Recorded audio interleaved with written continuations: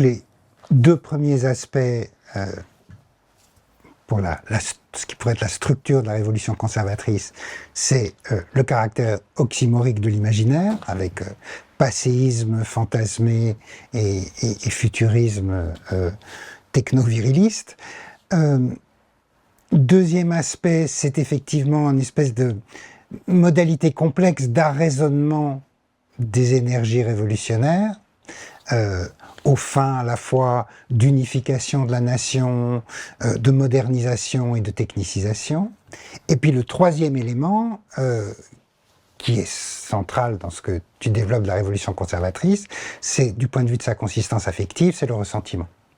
C'est-à-dire que, à l'inverse ou à la différence d'un impérialisme libéral, qui est un impérialisme de la morgue, qui est un impérialisme de l'arrogance, de la mission civilisatrice, du fardeau de l'homme blanc, où en gros, notre supériorité ou le fait que nous sommes les représentants de l'universel fait que nous avons le droit de nous étendre.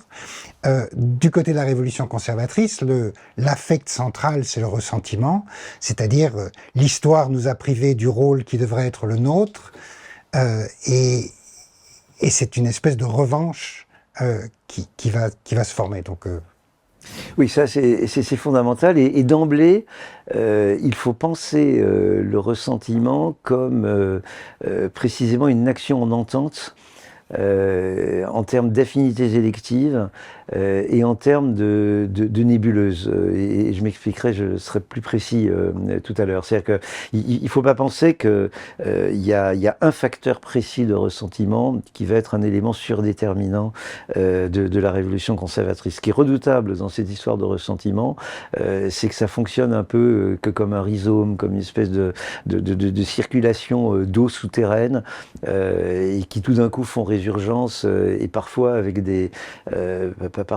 effets de retard considérables. Bon, et ça, c'est quelque chose, me semble-t-il, qu'il faut vraiment avoir à l'esprit quand nous réfléchissons sur les révolutions conservatrices immédiatement contemporaines, ça singulièrement dans un pays comme la France. Bon. Alors, le ressentiment, le terme même est posé par le débat intellectuel et politique dès les années 1920, avec la publication en particulier du livre de Max Scheler, L'homme du ressentiment, je crois que c'est 1923-27, je ne me souviens plus exactement, 1923 je crois, peu importe, et Scheler se réfère très clairement à Nietzsche, à la généalogie, et ça c'est important parce que Nietzsche est un des grands auteurs de la révolution conservatrice en Allemagne, même s'il faut s'empresser de le dire, que le Nietzsche de la révolution conservatrice n'est pas forcément le Nietzsche qui sera confisqué et dévoyé par ce que les nazis qualifieront de manière très très cynique et très bien dans leur genre d'opération Nietzsche, de Nietzsche-Bewegung, qui est vraiment un terme militaire en accord intéressé avec la sœur de Nietzsche, alors qui est un dévoiement complet de l'œuvre de Nietzsche. Donc Max Scheler se réfère très clairement à Nietzsche, mais il n'est pas d'accord avec Nietzsche. Pour Nietzsche, le problème c'est le christianisme. Bon, donc l'homme du ressentiment chez Nietzsche, c'est le chrétien. Et Scheler dit non, pas du tout. En fait, ça n'a rien à voir avec le christianisme. Le problème, c'est la démocratie. Et notamment la démocratie de masse. Et après, ça sera repris par un auteur qui est beaucoup moins connu, néerlandais, qui parlera à propos du nazisme, d'idéologie de la rancune. Bon, peu importe. Mais ça, c'est une notion qui est très très utile parce que de fait, elle permet d'éclairer la conscience politique et l'imaginaire de cette génération ou de ces générations, c'est la génération de la guerre, enfin bon, il y a au moins 3 générations qui sont à l'œuvre dans cette histoire entre les deux guerres et qui portent la révolution conservatrice. Et là, on a une espèce de feuilletage de ressentiment. Ce qui a été très important en Allemagne, par exemple, et qui est très bien montré par Norbert Elias dans toute une série de textes qui seront rassemblés en France et peut-être aussi en Allemagne, je ne sais plus, sous le titre Les Allemands.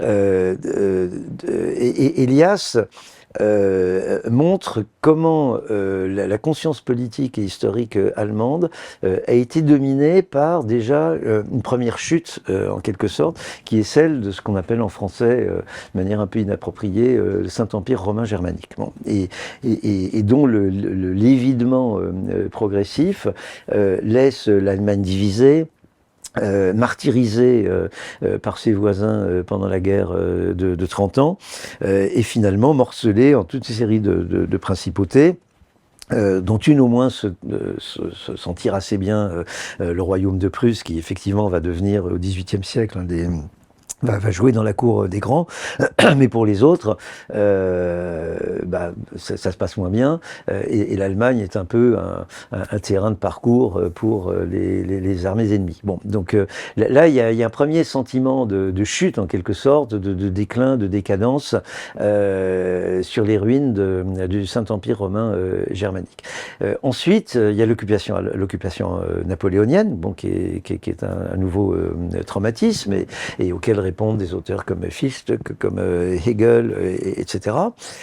Et puis il y a un autre phénomène majeur qui est l'échec de la bourgeoisie libérale, hein, c'est-à-dire schillerienne, être million d'êtres, enlacez-vous, Goethe, etc. Donc une vision très universaliste des choses, qui d'une certaine manière, donc cette culture, cette littérature porte une bourgeoisie libérale qui va, comme ailleurs en Europe, échouer sa révolution de 1848. Et donc 1848, c'est l'échec du libéralisme, c'est également l'échec de l'unification de l'Allemagne. Bon, il y a vaguement le Zollverein, mais ça débouche pas sur une unité politique. Et, nous dit Norbert Elias, finalement, l'unité allemande, elle va être réalisée par Bismarck, sur un mode autoritaire, et sur un mode militariste. Donc c'est l'annexion du Schleswig-Holstein au détriment du Danemark, la victoire de Sadova au détriment de l'Autriche-Hongrie, et bien sûr la victoire de 1871 au détriment de la France. Bon. Et donc l'unité allemande, elle est réalisée par le biais du militarisme, et nous dit Norbert Elias, toute une partie de la bourgeoisie libérale va basculer dans une espèce d'éthos para-aristocratique, l'éthos des gens qui peuvent donner satisfaction. Alors les gens qui peuvent donner satisfaction, ce sont les gens qui peuvent relever le défi du duel. Et ça, évidemment, c'est un marqueur social. Donc, ce sont les aristocrates qui relèvent le défi du duel. Personne ne va provoquer en duel un éboueur ou même un ingénieur. Bon, donc les gens qui peuvent donner satisfaction, ce sont les gens de la haute, les aristocrates, et puis une partie de la bourgeoisie qui va épouser cet ethos militariste de l'aristocratie, et qui va s'approprier la pratique du duel, notamment par le biais de ce qu'on appellerait aujourd'hui l'enseignement supérieur, c'est-à-dire par le biais de l'université, avec ces duels d'étudiants, dont beaucoup d'entre eux sont des enfants de bourgeois, mais qui vont s'approprier cette pratique du duel, et qui vont rentrer dans la catégorie des gens qui sont susceptibles de donner satisfaction. Et il y a tout un basculement d'une partie de la bourgeoisie et des intellectuels vers cet ethos militariste qui, évidemment, politiquement, culturellement, sera au fondement du militarisme allemand, et de cette volonté de laver l'affront de tous les siècles au cours desquels l'Allemagne a végété, au fond. Donc là, on a un ressentiment qui va être en quelque sorte sublimé sur un mode militariste qui va déboucher sur la Première Guerre mondiale. On ne va pas rentrer dans le débat sur à qui qui a déclenché la Première Guerre mondiale. Mais enfin, vous connaissez l'échange assez drôle entre Clémenceau et le négociateur allemand du traité de Versailles, qui dit à Clémenceau, je me demande bien, après avoir signé le traité de Versailles, je me demande bien ce que vont dire les historiens des siècles suivants sur cette histoire. Et Clémenceau lui répond, je ne sais pas, mais en tout cas, ils ne diront pas que c'est la Belgique qui a envahi l'Allemagne. Bon, donc on a quand même une Allemagne à ce moment qui est une Allemagne expansionniste. Et là, il va y avoir un énorme gadin. C'est que cette Allemagne, elle va être battue militairement. Et elle va être battue militairement. La gestion politique par l'armée, notamment par Ludendorff, de cette défaite militaire va être extraordinairement perverse. C'est-à-dire que dès le mois d'octobre 1918, alors même que l'Allemagne a gagné la guerre sur le front oriental, et ça c'est un élément décisif dont on n'est pas suffisamment conscient en Europe occidentale, donc l'Allemagne gagne la guerre sur le front oriental, signe la paix de Brest-Litovsk, si mes souvenirs sont bons, le 3 mars 1918, qui lui donne une bonne part de la Russie impériale et notamment la quasi-totalité de l'Ukraine. Ça, il faut vraiment le garder en mémoire. Mais l'Allemagne s'effondre militairement du fait de l'entrée en guerre des États-Unis sur le front de l'Ouest.